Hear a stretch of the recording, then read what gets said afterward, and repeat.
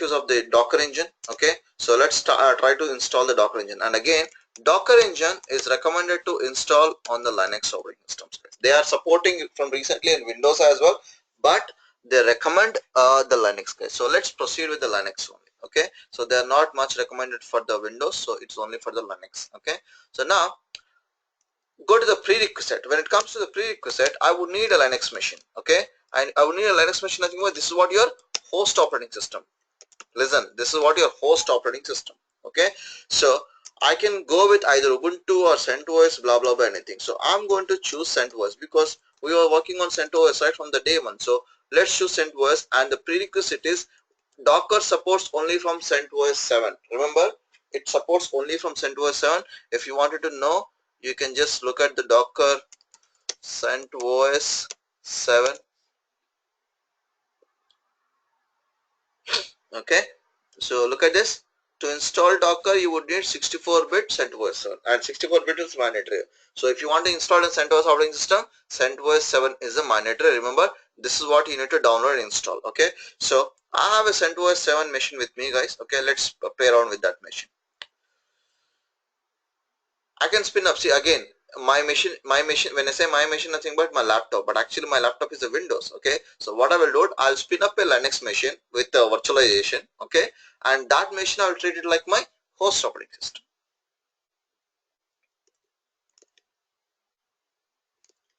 Okay, you might be still thinking like, what is the benefit by getting like this? Okay, but what is the benefit of the containers? Okay, so the benefit of the containers is, why this is explore.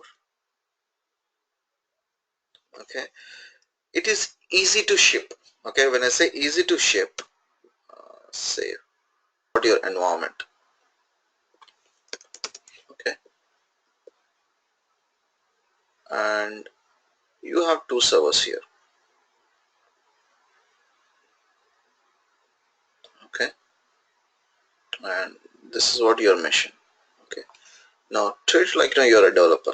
Okay, so what you are doing it like your application contains two components. Okay, let's take our lead app itself. Okay, so you need to prepare a application called leadapp.var.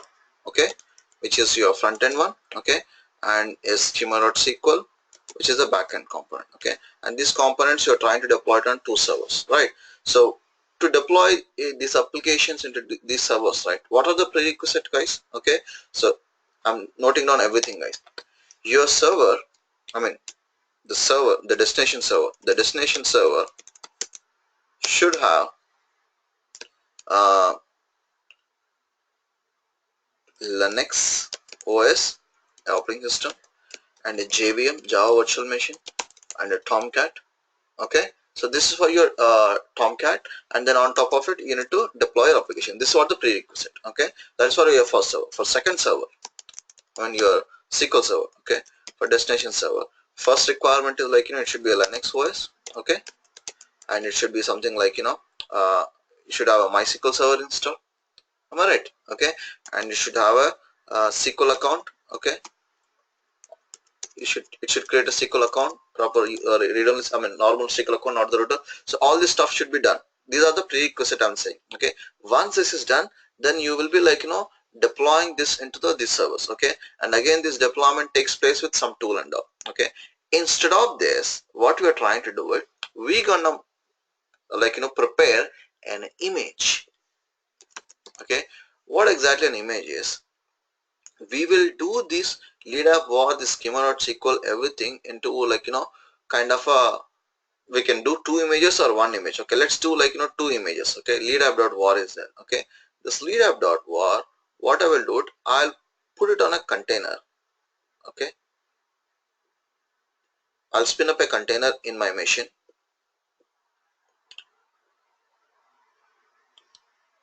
I'll install a Tomcat. Okay, I'll install the Tomcat, and I'll install the Java JVM. Okay, and I'll deploy the leadapp.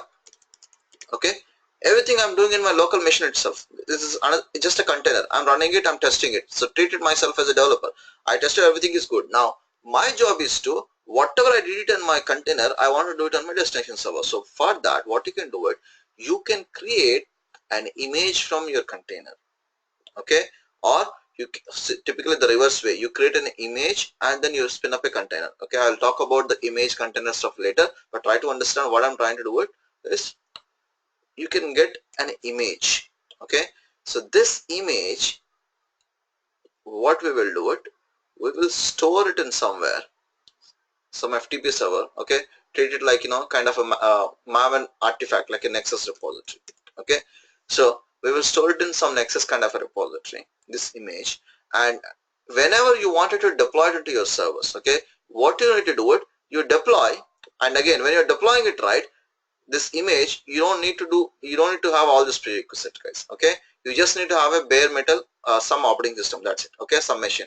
So what you need to do, you just have to download it here and run the container. Okay, run the image. Okay, if you run the image, whatever happened here, okay, it will immediately spin up a container, and inside the container it will run it will deploy the JVM, Tomcat, lead up, everything it will do on the fly and gives you a running lead up application. So you are avoiding a lot of scripting, okay, which you do it to, like, you know, perform all this stuff. So with the help of the chef, you did, like, you know, you install the you install the JVM, you install the Tomcat, you did blah blah blah, many things. Okay, all these things can be avoided. It's like image shifting. Okay, so what exactly you're doing, you know, I'll try to compare the conventional deployment with the containerization deployment. Okay, so just a bar.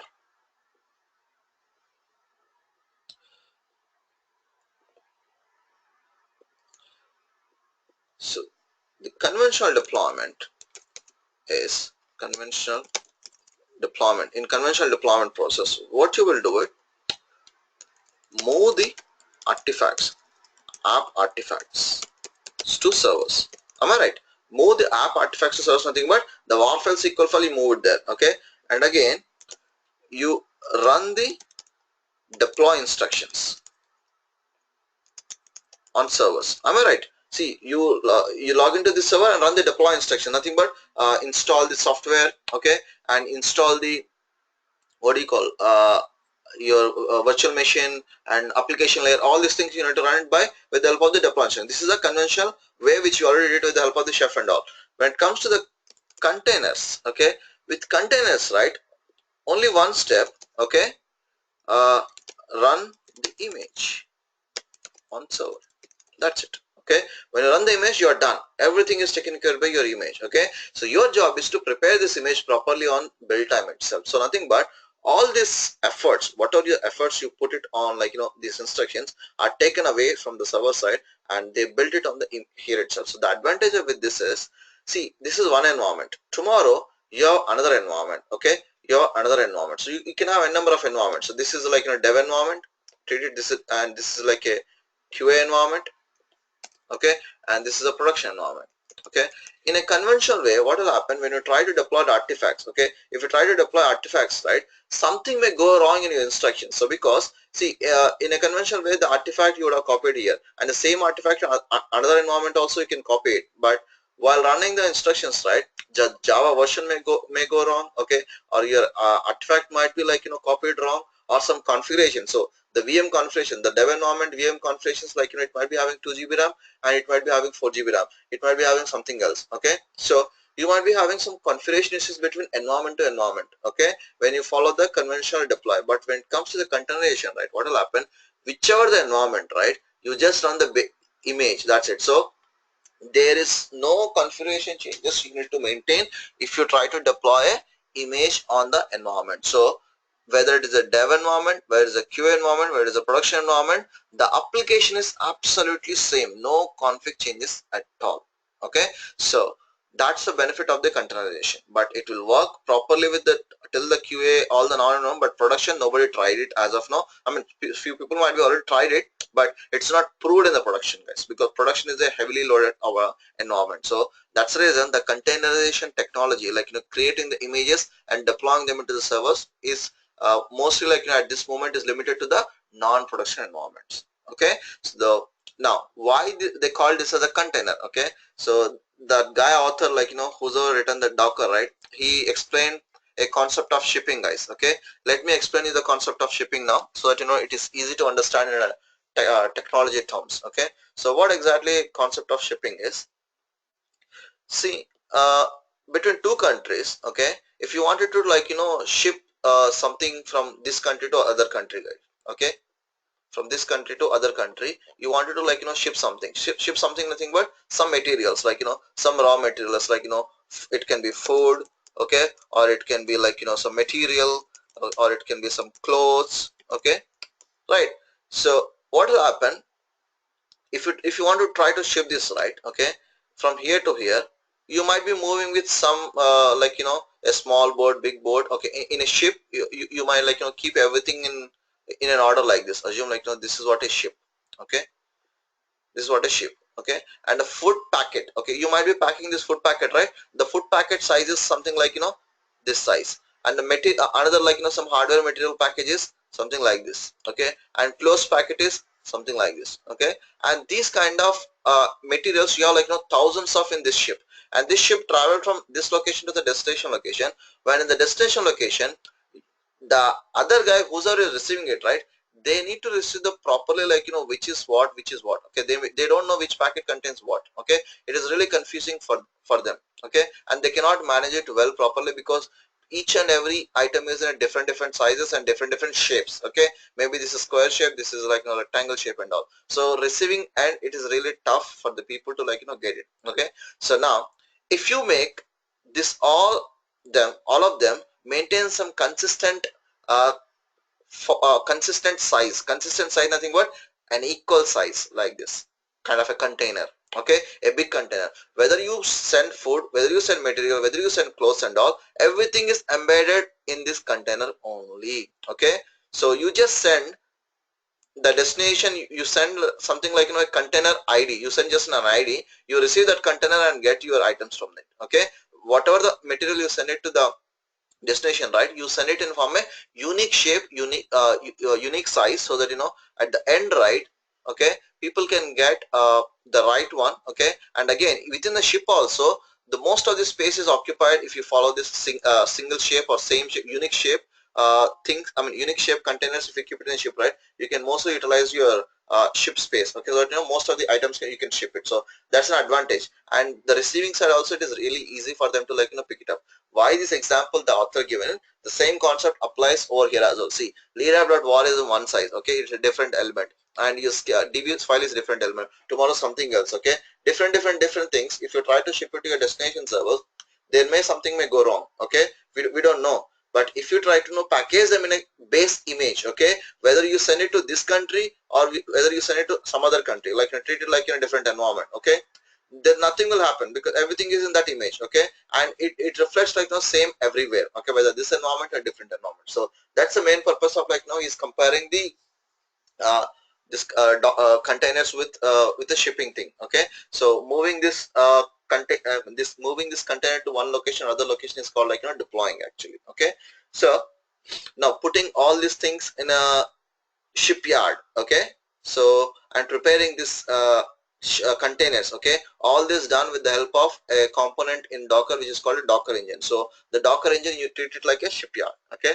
So Docker engine, okay, so in this Docker engine, you try to prepare all these images and you just send it to them, okay. So that's a kind of a correlation he made it between the shipping concept as well as the Docker containers, okay. So this is the story behind how the Docker containers works. So let's get into the actual topic. How do we prepare these containers, okay. So I need to spin up a CentOS operating system, right, so we stuck over there actually. Let me do that first.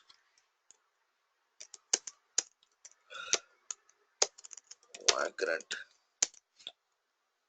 Okay guys, CentOS 7.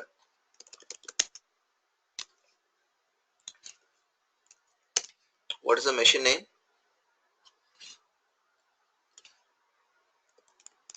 Okay, mkdir docker host. I'm just creating a docker host directory. So here I'll spin up a machine, Vagrant init CentOS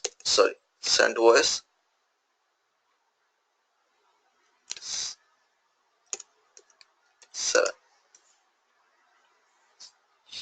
Okay, and Vagrant file. Yes, CentOS 7. Now in CentOS 7, I have observed like we cannot create a private network. Let's create the public network itself. Okay, and again let's try to give little more memory, guys. For this, I'm trying to give a 1 GB memory to this machine.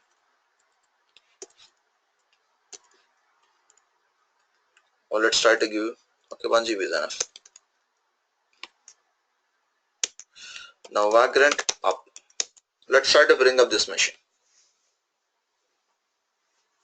So this is going to be our host machine. So here I'll show you how to install a Docker engine and how to prepare the images. Okay.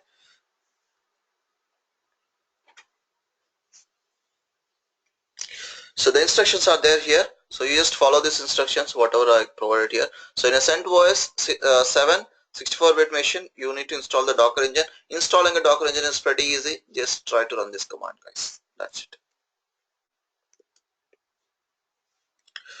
Oh my god. Okay, to sort out this problem, right, in CentOS 7, there is a fix actually. I did it in my previous CentOS machine.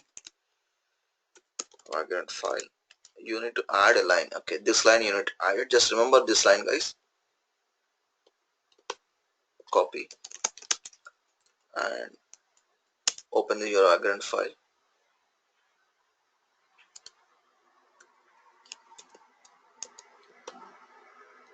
Paste it. Vagrant up.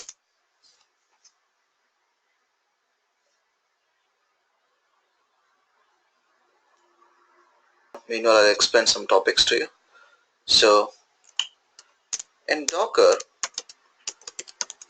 you would need the Docker engine to work on it. Okay, so this you can directly install it. So the engine is something like a framework, guys. If this engine is there, then only you can work on the Docker. So in Docker, there are importantly like 3 things are there. One is Docker Docker container. Okay, the second is Docker images. Okay, and the third is registry.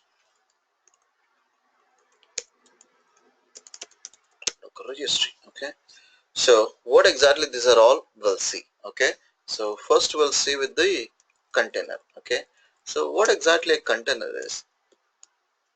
This container is a running instance of an OS image. Okay, running instance of an OS image, nothing but it's like a computer running with an operating system. Okay, a Docker container, you might be thinking like some box, but it's not a box. It is a engine. It is a computer. Okay, which has a computing power and which is having operating system as well. Okay, so the Docker contains operating system, guys. Okay, the Docker container contains operating systems, but only thing is a base operating system. Okay, so Docker container is a runtime object. Okay, another definition for this is a runtime object. Runtime object, nothing but when you run it right on top of your Docker engine, then you call it as a container. If you don't run it, okay, and if you treat it like a file, then that is called as image. So image nothing but a running instance of an OS image. So a OS image is a compile time construct, a compile time object. Compile time nothing but you don't run it. It's a static file. If a file is there, okay, you might be observed like if you want to install a Windows 7, Windows XP and all, earlier we used to like copy some images, right? Did you understand what is the image? Image is a file. Okay, if you run an image, a operating system coming into the picture. Same thing here. A container is a runtime instance of an image. Okay, that's called a container.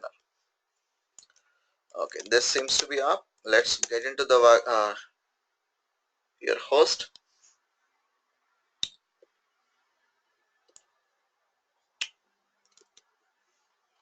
What is the command to install the Docker engine? This is a command. Okay, try to install the Docker engine.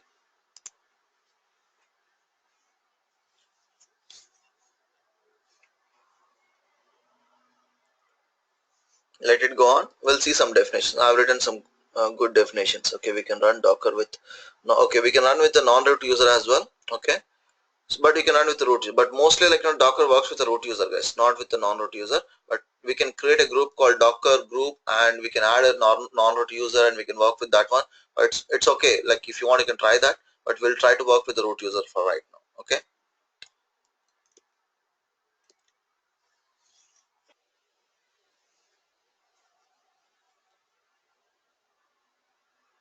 Cool. It's completed, guys. Okay.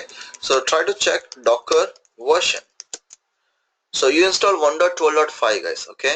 So now to check whether your Docker is started or not, okay, there is a command called sudo systemctl. I think service startup something is there, right? Systemctl, yeah. Status docker.service.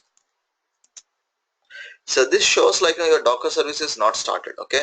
To start that, run start. You can see inactive earlier it is. Okay. Now you see the status.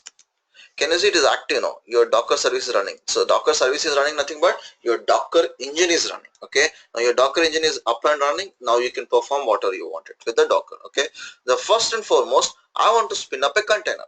Okay. A small container with a base operating system of CentOS. Okay. You can do that. Docker run -it. It's interactive. And what container you wanted to spin up? CentOS. Okay.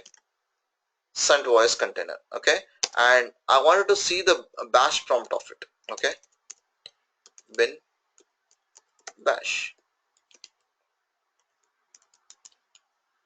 Now you might be thinking how it will bring it up. Okay, so when you run this command, docker run command, right, it will download the base image from Docker Hub. Okay, there is something like for Apache Maven, it will download all the dependencies library from Apache Maven repository, right? Similarly, your Docker engine will download the base images from the Docker Hub. Okay, so if you wanted to see the Docker Hub, you can just say Docker Hub. Okay, yeah. So from here it will download. So when I say CentOS, right? So search it in the CentOS over here. Sorry. Let me log out, guys. See, it is showing my account. Let me log out. So this is what your Docker Hub. Okay. Now CentOS. Search in the Docker Hub CentOS. Can you see CentOS official? Okay. And click on details. It is downloading from here now actually. Okay. So it is downloading the latest version of CentOS. So it's successfully downloaded. Okay. And did you see this? I have entered into my container root 908368. This is what my container ID. Okay. Now I have spinned up a container. I'm into my container now. Okay. See, this is the root action of your container. If you want to come out from your container, say exit. That's it. Now you're in your local machine, which is Vagrant. Did you see this? Okay. So now you're in your machine. So you came out from your container. If you wanted to see like what you had done earlier, right? Sudo docker ps-a. So what did you do? You spinned up this container and you exited. Okay, about a minute ago, you exited it from this container. You launched a command called bin bash. So you get into that one. Okay. Now what is the base image for this container? CentOS. Okay. So if you wanted to like get in again, right? You can just run the same command. Now you're in this container now. Okay. So you can perform all the commands and all. This is something like an operating system again. It's a completely new machine.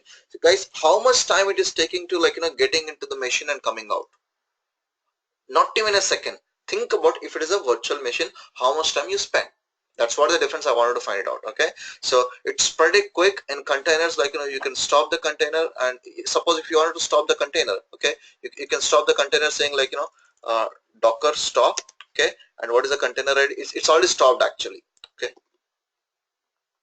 paste, right?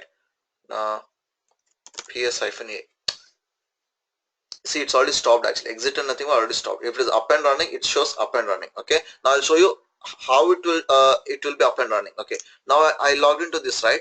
Try to type control PQ. Okay, control PQ. Now I am back to my operating system, my host operating system, but I didn't exited there. So if you try to run the ps-a command, can you see it is still running in the background, my container? Okay, 14 seconds. Now 19 seconds. So my container is running in the background now at the moment. Okay. So if you wanted to stop your container explicitly, see earlier you exited. Okay, exited nothing but you stopped intentionally. If you want to stop your container, sudo docker stop, and you need to stop it with a container ID. Copy, paste it. Now you successfully stop your container.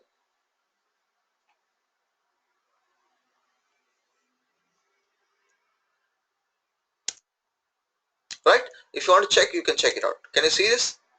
137 seconds, 2 seconds ago it is stopped.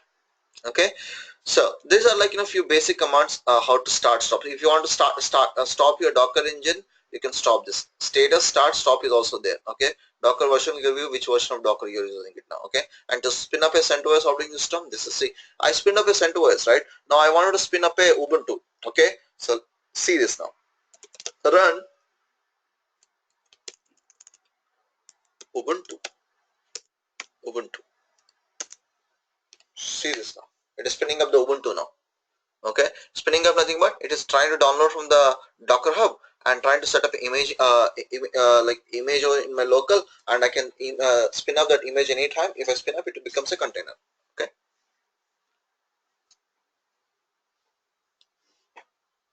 it's finished. Now I'm into my Ubuntu. Can you see this? It's an Ubuntu machine. It's a new machine for me. If I exit, that's it. Okay, now if you wanted to see what are all the images you downloaded, docker, okay, sudo docker images.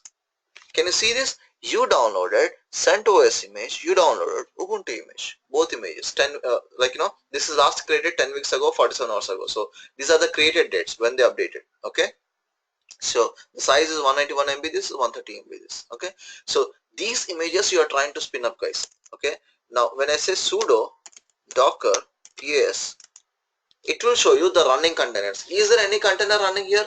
No container running. If you want to start a container, okay, so you can start a container by docker run sudo docker start run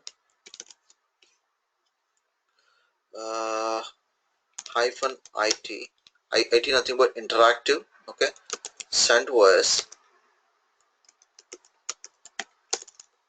bin bash. So this is to run it, and control PQ. Now I'm host operating system, right? Now try to run the docker ps command. Can you see the docker ps command will show you the running containers. Okay, ps-a will show you the history, entire history. Okay, what is happening from the beginning of this docker engine. Okay, so this is a docker ps-a command, and docker images will show you what are all the images available here. Okay, and that's it. So you have one. You might be thinking, can I run the Ubuntu container as well? Yes, of course you can run the Ubuntu container. See, I want to show you one more way to run the container. Okay, ps-a.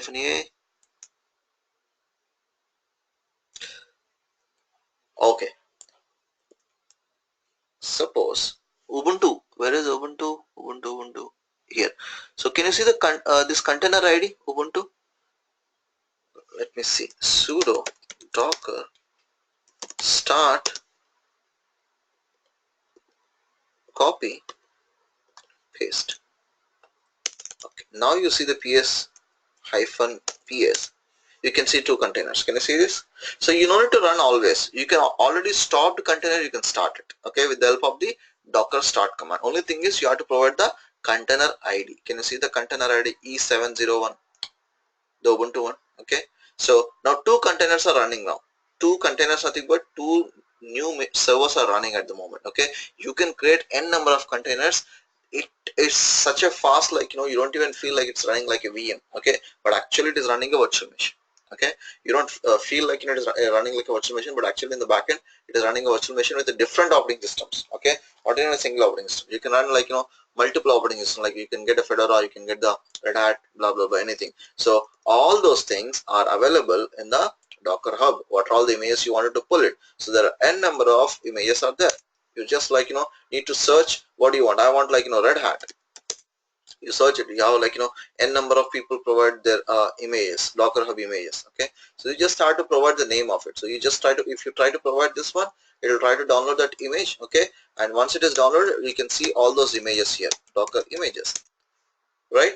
So these are all the predefined images which are available in the Docker Hub. Okay, now when it comes to your actual stuff, how we gonna like make our own images? Okay, so till now you are downloading the already predefined image from the Docker Hub. Now it's time for us to like prepare our own image, where I want to set up my Java, my Tomcat, my MySQL, my lead app application, whatever. I want to prepare my own image, and I wanted to prepare my own container. So how to do that? So that we'll see it in a tomorrow session, guys. For today, that's it. You set up a Docker engine and create some Docker containers and try to see all these commands. Then we'll see how to prepare our own images. Yeah. Any other queries, Kiran, Mahendra?